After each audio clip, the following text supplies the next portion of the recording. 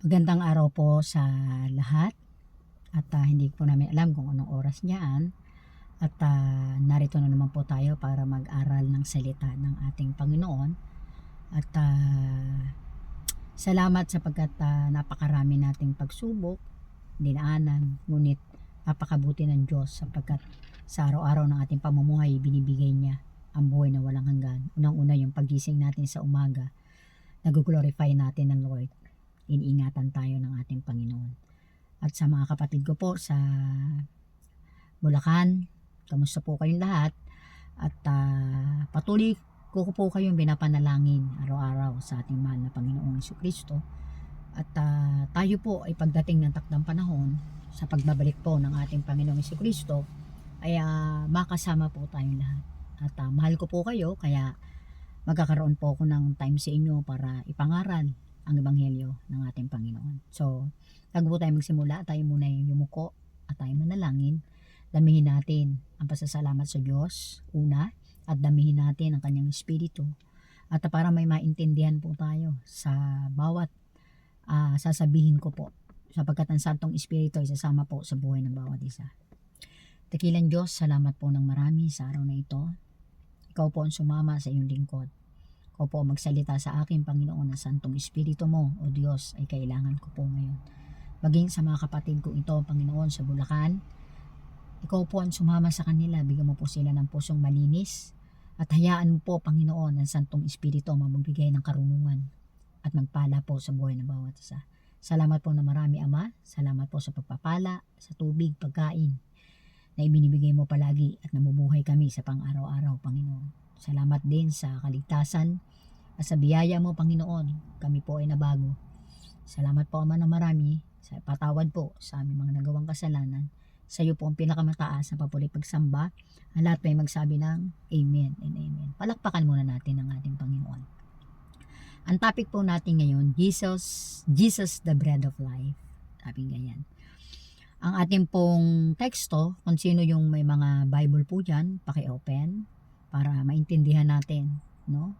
Mas maganda yung meron tayong binabasa sa cellphone, meron pong Bible, mag-download ko kayo ng Bible sa cellphone, meron po. Sabi sa Juan chapter 6:35, sinabi sa kanila ni Jesus, ako'y ang tinapay na nagbibigay buhay. Ang lumalapit sa akin ay hindi nagugutom kailanman. Sinabi po ng ating Panginoon na siya po ang tinapay ng buhay. Ano po ba yung tinapay ng buhay? Amen? Para maintindihan po natin. Ano po yung may bread po na literal at meron din pong bread spiritual. Ngayon malalaman po natin kung ano ito. Sa lahat ng tao ay naghahanap ng makapagbibigay ng kasiyahan at kapayapaan. Marami ang naghahanap nito sa pera, pagkain, trabaho, relasyon at tagumpay. Ngunit gaano man karami ang makamtam natin, may gutom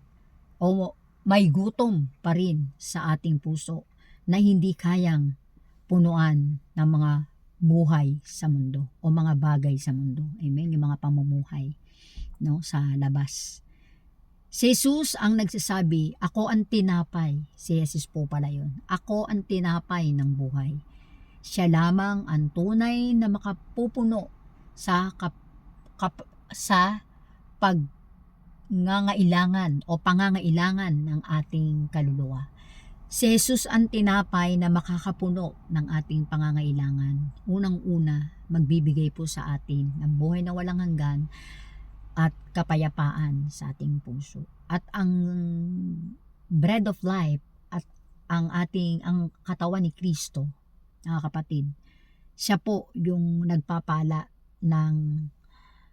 para tayo po ay lumago sa pananampalataya at para tayo po ay maniwala na siya ang Kristo na buhay. Pagdating ng 3 araw, siya ay nabuhay. Siya ay namatay sa kasalanan mo at sa kasalanan ko. Amen? So number 1, ano ang bread of life? Ano yung tinapay ng buhay? Sinasabi nilang ganon. Ang bread of life ay tumutukoy kay Kristo bilang pinagmumulan ng espiritual na buhay. Alam po ba natin yun? Iba po yung bread na literal, iba rin po yung spiritual na buhay. Kung paanong ang tinapay ay nagbibigay ng lakas sa katawan, si Jesus ang nagbibigay ng buhay sa ating spiritual. Amen? Naintindihan po ba natin yung spirito? Sabi sa Juan 6:51, ako ang tinapay ng buhay na bumaba mula sa langit. Ang sinumang kumain ng tinapay na ito ay mabubuhay magpakailanman. Nakita niyo po yun. Kaya pag sumasama po tayo sa ating Panginoon, unang-una, good news. The goodness of love. The goodness of God. Ibig sabihin, ang kabutihan ng Diyos. Yung mga kabutihan po ng Diyos, yung po yung nagre-rema sa ating buhay. Na kaya po tinawag ng buhay dahil si Kristo po, sinabi ko nga na si Kristo ang namatay sa krus ng Kalbaryo, nagtupos ng kasalanan sa bawat isa. At ang tinapay ng buhay ay yun po ang ating espiritual na pagkain. Kasi pag wala po tayo nito, hindi po tayo nakakakain ng salita ng ating Panginoon, hindi po tayo nagbabasa ng Biblia, hindi po natin nauunawaan ang lahat. Kaya pag dumating po ang pagsubok, madali po tayo nanghihina. Madali tayong pinanghihinaan ng loob. Amen? Ano ang pagkain ng makamundong tao? Ano yung pagkain ng makamundong tao? Sabing ganyan. Ang makamundong pagkain ay anumang bagay na sinusubukan nating gawin kapalit. Sinusubukan nating gawin kapalit ng Diyos upang masiyahan ang ating puso. Yung mga bagay po, kagaya po ng mga social media, mga ginagawa po, babad po sa mga sugalan, babad po sa mga makamundong bagay.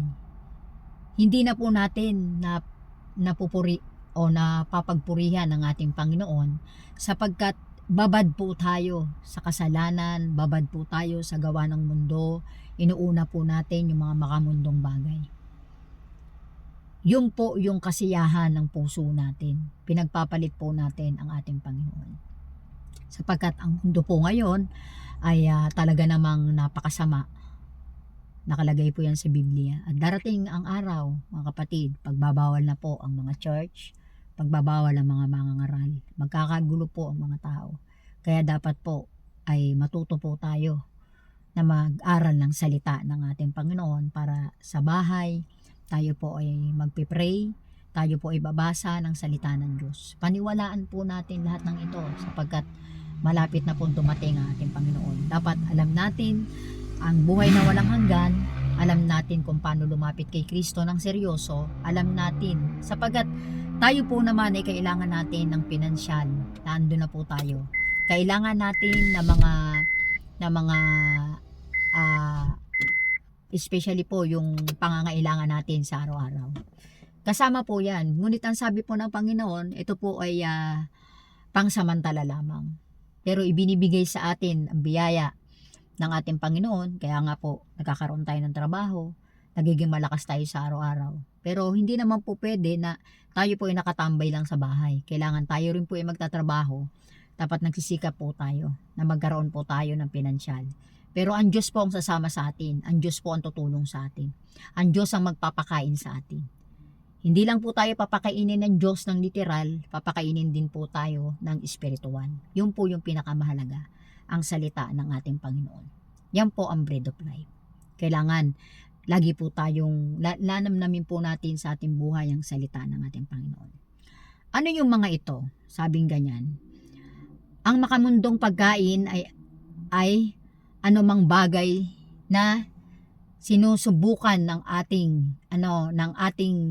nating gawin kapalit sa Diyos upang masiyahan ang ating puso. Ano ay ito mga kapatid? Maaaring ito ay pera, kapangyarihan, katanyagan, kalayaan, bisyo, sexual, immoralidad, kasakiman, maling relasyon.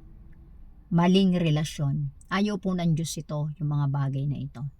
Kaya nga po inaanyayahan tayo ng ating Panginoon na lumapit po tayo sa Kanya para maintindihan po natin ang bawal at mali, para po mapagpurihan natin ang ating Panginoon at patuloy po tayong makalapit sa Kanya ng maayos. Kasi po, pag wala po tayong salita ng ating Panginoon sa araw-araw nating buhay, mahihirapan po tayong mag-connect sa ating Ama. Amen? Ang Ama at ang Anak ay iisa, nagkatawang tao, para tubusin tayo ng ating mga kasalanan. Ngayon tayo po ay malaya na, wala na pong alalahanin pa. Lumapit po tayo sa ating Panginoon at kumain po tayo ng tinapay ng buhay. Ito po ay ang salita ng ating Panginoon. Palakpakan po natin ang Diyos.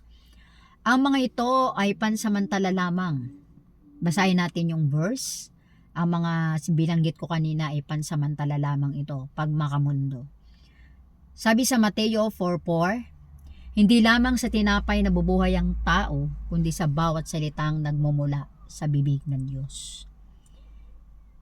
Ecclesiastes chapter 2 verse 11, ipinakita ni Solomon na ang lahat ng makamundong tagumpay ay walang kabuluhan kung wala ang Diyos. Nakita niyo po ba yun? Nabas? Si Solomon po ang nagsabi po. Ang sabi niya, ipinakita ni Solomon, pinapakita ni Solomon na ang lahat ng makamundong tagumpay ay walang kabuluhan kung wala ang Diyos. Kasi si Solomon po, siya po yung hindi po siya nanghingi sa Lord ng riches, ng kayamanan. Hindi rin po siya nanghingi sa Lord ng pagkapuksa ng kanyang mga kalaban. Ngunit ang hiningi niya po niya sa ating Panginoon ay karunungan. Amen? Karunungan po. Karunungan ng ano? Karunungan ng salita ng ating Panginoon. Hallelujah. Bakit hindi nakakabusog ang makamundong pagkain? Yun po. Bakit hindi nakakabusog ang makamundong pagkain? Ibig sabihin na nakakabusog, bakit kahit makamtam natin ang mga bagay na ito, yumaman tayo, magkaroon tayo ng bayat lupa, makamit natin ang lahat ng tagumpay, ngunit kung wala tayong Diyos, hindi tayo kontento. Kasi nga, ang sabi po ng ating Panginoon, ang lahat ng bagay na ito, ako nagbigay sa iyo. Kaya kung wala ako sa buhay mo, ay walang patutunguhan ang lahat ng ito. Sapagkat napakasaya po ng ating Panginoon, sapagkat siya po ang nagpala sa buhay ng bawat isa, inaanyayahan po tayo ng ating Panginoon na gamitin po natin ang mga material things, but together po ang ating Diyos, kasama rin natin siya. Huwag natin siyang kalilimutan sa araw-araw nating buhay. Magamat tayo nagkatrabaho, lalo yung Bible study natin, bigyan natin ng oras sa loob ng isang buwan, bigyan natin ng isang beses, bigyan natin, laanan natin ito. Sapagkat maganda po na tayo po ay may Diyos sa ating buhay. Totoo po yan. Napatunayan ko po yan sa aking sarili nung ako po ay walang Diyos sa aking buhay. Hindi po ako kontento. Hindi po ako malaya. Wala po ako. Puro kabalisyaan na nangyayari po sa akin. Nung ako po ay nakakilala sa Diyos, pinili ko po ang ating Panginoon. Ako po ay lubos sa pinagpala ng Diyos. Hindi nyo po alam sa ganyan pong sitwasyon ninyo, kapag pinili nyo po ang Diyos sa buhay ninyo at inunan nyo siya sa mga gawain, sa pagbabasa ng Biblia, sa araw-araw na nanalangin po tayo araw at gabi bago matulog, at paggising sa umaga magpasalamat po tayo sa ating Panginoong Hesus, sapagkat siya po ang nagbigay sa atin ng buhay na walang hanggan. Siya po ang nagbigay ng tinapay ng buhay. Sa Kanya po lahat nanggaling ang lahat ng ito. Ang ating karunungan, ang ating pakikibaka sa mundo, lakas, sa Kanya po lahat nanggaling ang lahat ng ito. Bakit hindi makakabusog ang kamakamundong pagkain? Dahil panandalian lamang ang kasiyahan na ito. Sinabi ko nga yung kanina, kapag naabot mo ang isang pangarap, hindi mo ulit ito bababago o mapapanatili ito. Amen. Kapag yumaman ka, hindi mo pa kayang yumaman ulit. Naghahanap ka pa ulit ng yaman ulit. Naintindihan niyo 'yon, mga kapatid? Kumbaga wala tayong kakontentuhan. Kapag naging sikat ka, gusto mo sisikat ka ulit. Ganun 'yun eh. Ibig sabihin, walang kakontentuhan ang ating buhay. Hallelujah. Hindi natatapos ang gutom ng laman. sapagkat doon lang tayo nakapokus, doon lang tayo, kaya wala tayong kasiyahan. Pero sa Diyos, sa salita ng ating Panginoon, meron po tayong kapahingahan. Amen. Kapag tayo po ay nagpapagal at nabibigyan ng lubos, lumapit po tayo sa ating Panginoon. Kapag po tayo hirap na, alam niyo po kung alin po ang tinitignan ng ating puso. Ng ating Panginoon ang ating puso. Hindi po sa Lord po walang discrimination. Wala po sa Kanya mahirap, mayaman o kahit ano ka man nakapag-aral ka. Ang mahalaga po sa Diyos ay yung puso. Kasi po, kaya tinatanong natin ang ating mga sarili, mga kapatid, bakit kaya nagba-Bible naman kami? Bakit kaya tumanggap na rin ako kay Lord? Bakit ganito? Parang kulang pa rin. Baka kulang ka, kapatid. Baka kulang ang iyong pananampalataya sa Lord. Kailangan natin na magtiwala sa ating Panginoon. Kahit wala tayong nakikita pa sa una, magpatuloy po tayo. Patuloy tayong makinig ng salita ng ating Panginoon. Patuloy tayong mauhaw. Kaya nga sabi doon sa babae, doon sa balon, sabi ng ating Panginoon, kung sino man ang iinom sa balon na ito, kailanman ay hindi na mauuhaw. Ibig sabihin, ang balon na yun ay yun yung salita ng ating Panginoon. Dahil kung tayo pa susunod sa ating Panginoon at sasama po tayo sa Kanya, hindi na po tayo maghihirap. Ibibigay po ng ating Panginoon ang ating mga pangangailangan. Kaya lang po minsan talagang sumasablay, hindi po ang Panginoon ang sumasablay. Kasi kahit kailan po, hindi po nagkamali ang Diyos. Ang sumasablay po ang ating pananampalataya kay Kristo. Palakpakan po natin ang ating Panginoon. Sabi sa Isaiah 5:2, Isaiah chapter 55 verse 2, bakit ninyo ginugugol ang inyong salapi sa hindi pagkain at ang inyong pagpapagas sa hindi nakakabusog? Ibig sabihin, mga kapatid, bagamat binibigyan tayo ng pagpapala ng ating Panginoon, hindi natin ito ilalagay sa maganda. Amen? Hindi natin inilalagay sa maganda yung binibigay sa atin ng ating Panginoon. Kaya nga ayaw po ng Panginoon ng mga sugal, ng mga online sugal, sabong, tsaka yung mga nagtotong-it. Ayaw po ng Lord yan. Ang gusto po ng Lord, ilagay natin ang pagpapala na ibinigay niya sa maayos para patuloy tayong pagpalain ng ating Panginoon. Kasi kung magsusugal, mananalo tayo ngayon, bukas talo, ganun at ganun po ang ating buhay. Hindi po nababago. Paano natin kainin ang bread of life? Paano natin kainin ang tinapay ng buhay? Sabi sa Juan 6:35, ang lumapit sa akin hindi na magugutom. Sabi, di ba? Ang lumapit sa akin ay hindi na magugutom, sabi ng ating Panginoon. Hindi sapat ang kilala lang si Jesus. Kailangan lumapit at sumunod sa Kanya. Nakita niyo po? Kailangan lumapit at sumunod sa Kanya. Hindi sapat na tayo po ay lalapit lang sa Diyos. Kailangan, ano man yung bawal, ano man yung ayaw ng ating Panginoon, gagawin po natin ito sa ating buhay. Amen? Ang sabi pa dito, hindi sapat ang kilala lang si Jesus, kailangan lumapit at sumunod sa Kanya. Sumampalataya kay Jesus, hindi relihiyon ang nagliligtas. Hindi po relihiyon, hindi po Didaskalos Church, hindi po. Amen? Si Kristo lamang ang kaligtasan. And Efeso 2:8 and 9. Naintindihan po ba natin?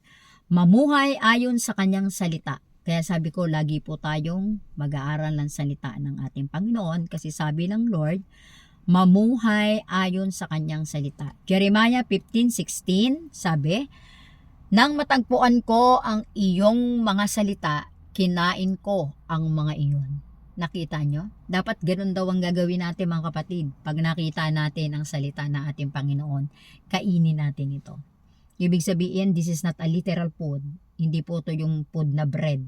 Ito po ay salita ng ating Panginoon. Bulayin natin ang salita ng Diyos, aralin natin kung paano natin inaaral yung buhay natin sa araw-araw. Ganun po natin samahan ng ating Panginoon. Sapagkat tayo po ay magkaroon ng relasyon tunay sa ating Panginoon at iingatan po tayo ng Diyos sa araw-araw ng ating buhay. Ang salita ng Diyos ang pagkain ng ating espiritu. Naintindihan po ba natin ito? Kaya nga, the Holy Spirit or ang salita ng ating Panginoon ay very powerful po nito. Kapag lalo pag ginagamit po natin ito. Gamitin natin ang salita ng ating Panginoon pag tayo po ay nahihirapan, pag tayo po ay parang iniisip natin, tayo po ay walang-wala na. Lumapit po tayo sa ating Panginoon. Kasi marami pong nagpipiloso po na aantayin na lang ba namin yung bigas? Aantayin lang ba namin yung pagpapala ng ating Panginoon? Di ba kami magtatrabaho? Magtatrabaho po tayo. Pero ang Panginoon po ay gumagawa ng paraan, gumagamit ng mga tao para po sa ating mga pangangailangan. Pero ang gusto po ng Panginoon, tayo ay masariling pagsisikap. Tayo po ay lumapit sa Kanya ng lubos, kainin po natin ang Kanyang mga salita, at aralin po natin ito at ipasok natin ito sa ating buhay. Amen? Ano ang bunga ng pagkain kay Kristo? Ano yung bunga? Ano yung magiging benefits sa atin ito, mga kapatid? May buhay na walang hanggan. Yung po pala, may buhay na walang hanggan. And 1:6:40, sabi ng ganon, may kapayapaan. Juan 14:27, may tunay na kasiyahan. And awit 16:11, may lakas sa araw-araw ng ating buhay. Amen? Mateo 4:4. Hallelujah. Practical application. Paano natin to i-apply sa ating buhay? Tanungin natin ang ating sarili. Ano ang nagpapalago sa aking puso? Tanungin natin ang ating mga sarili. Mas marami ba akong oras sa social media kaysa sa salita ng Diyos? Yan. Tanungin po natin ang ating mga sarili, mga kapatid. Mas mahalaga ba sa akin ang mundo kaysa kay Kristo? Inaanyayahan po kasi tayo ng ating Panginoon na kung sino po ang mahalaga. Ang mundo ba? Ang gawa ba ng mundo? O ang ating Panginoong Jesucristo? Sapagkat hindi po tayo makakapag-focus kung wala po tayong salita ng ating Panginoon. Hindi po tayo makakapag-focus kung hindi po tayo seryoso. Kagaya po ng isang bagay, halimbawa meron kang cellphone na mahalaga, lalo na yung iPhone. No, mamahalin po ito. Diba? Very expensive. Ngayon, nung binili mo ito, halos katabi mo sa higaan, kahit sa CR kasama mo. Halos ayaw mo mabagsak, ayaw mo magasgasan. Palagi mong tinitingnan ito. Palagi kang naka-update dito. Ganun po ang Diyos. Kailangan po lagi natin kasama siya. Lagi natin i-update ang ating Panginoon. Dahil kasama po natin siya. Kailangan may relasyon po tayo sa Kanyang tunay. Amen?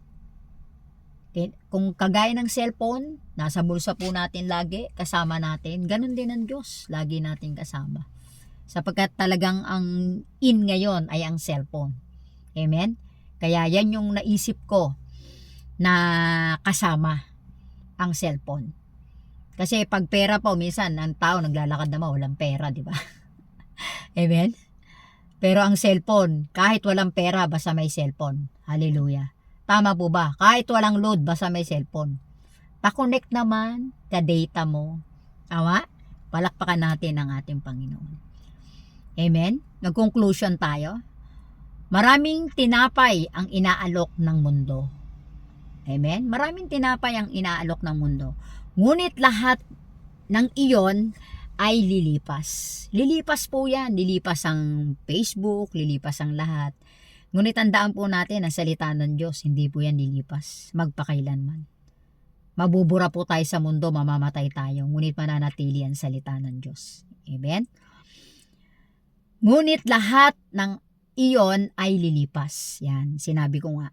Si Jesus lamang ang tunay o ang tinapay ng buhay.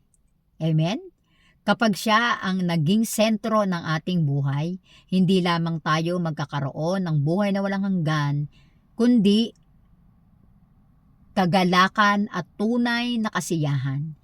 Kaya, ngayon, mga kapatid, ano ang kinakain ng iyong kaluluwa?